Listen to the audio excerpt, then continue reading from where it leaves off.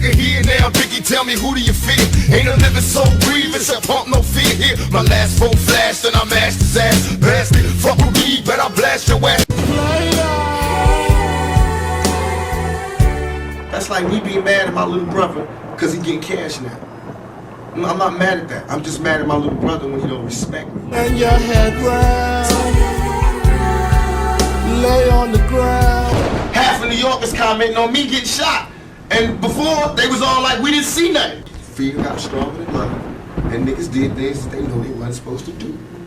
They know in their heart. You fucking fool, you've been robbed. This is a robbery, nigga. Yo, YouTube, what up? It's your homie Gab, I'm in the building. And this is MAKAVELI Media. So, during the beef between Tupac and Biggie, Death Row and Bad Boy Records, Puff Daddy had a unique strategy. He told Biggie, don't say nothing back. Directly. That sure didn't stop Biggie from throwing subliminal disses at Tupac the whole time.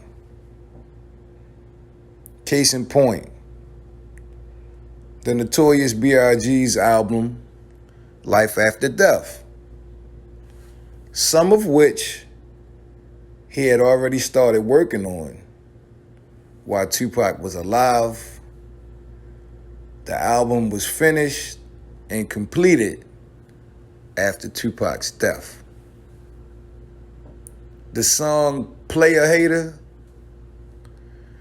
you can't tell me that if Tupac heard that song, he would have knew exactly that the song was about him, and the song was also making fun of the 1995 Quad Studio shooting, where he was ambushed, robbed, and attacked.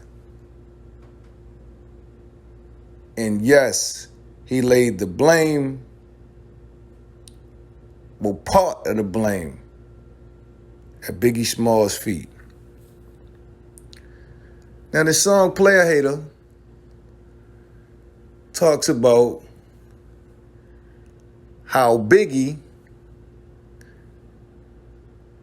robbed a certain individual or individuals.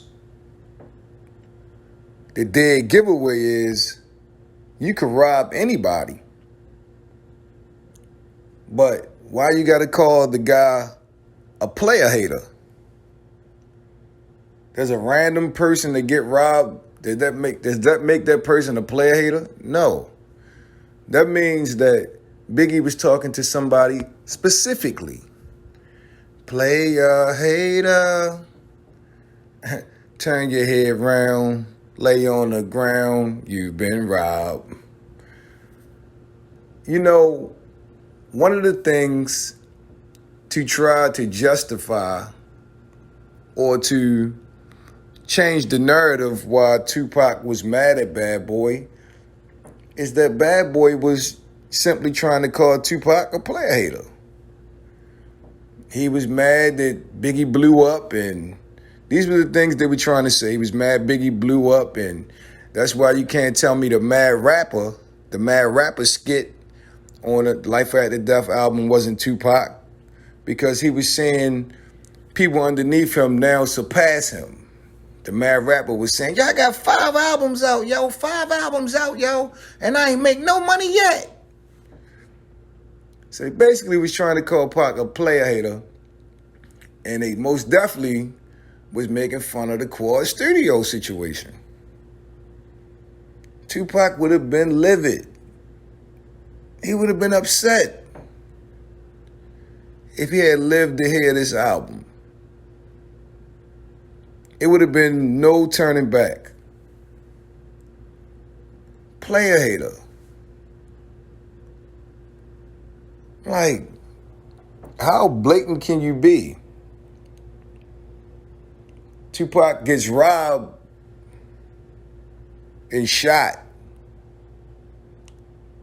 then blames his former friends. They deny all accusations. We had nothing to do with it. A verbal war goes back and forth. Tupac is calling him out on several records, talking about he slept with his wife and what have you. And then you get the subliminal disses. And you hear, a song that's not really a song. It's not one of Biggie's best lyrical efforts. He's not really rapping. He's like harmonizing, and the song is almost a parody, like a joke in the first place. And the joke is squarely on Tupac.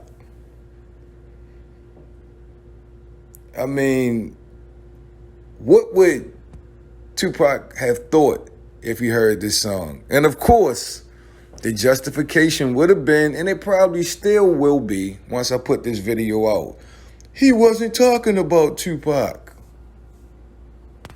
Well, who else was he talking about? Who else was he saying that was player hating on him and was mad because he came up, they got robbed? By him. Let's make that clear. In this song, Biggie's the perpetrator. Biggie is the robber in this song. So, have at it in the comment section, but you cannot argue with undeniable facts. And the undeniable fact is, in this song, he is the robber.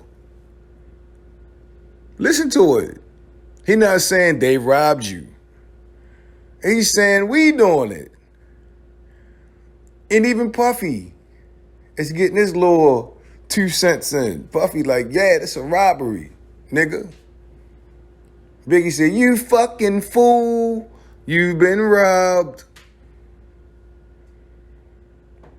I mean, keep in mind, everybody young at this time. Everybody young. Everybody buck wild. Certain things, man, in the 90s, were glorified, and it's still glorified to this day. But please, let's stop with the whole choir boy shit. Biggie knew nothing of it. And even if he didn't, by the time Tupac dissed him and all of that, Biggie was, trust me, on board with it. Fuck it. I'm glad they got you, motherfucker. And a lot of the songs reflect that. If he had any compassion or, sympathy for Tupac being robbed in Quad Studio, by the time Hit 'Em Up came out, at that time, Biggie was like, you know what? When my men bust, you just move with such stamina. Slugs miss you. We ain't mad at you. When my men bust, my homeboys. And Pac said it. So he got a cousin in New York, heard them niggas saying, yo, my homeboys just jacked Tupac.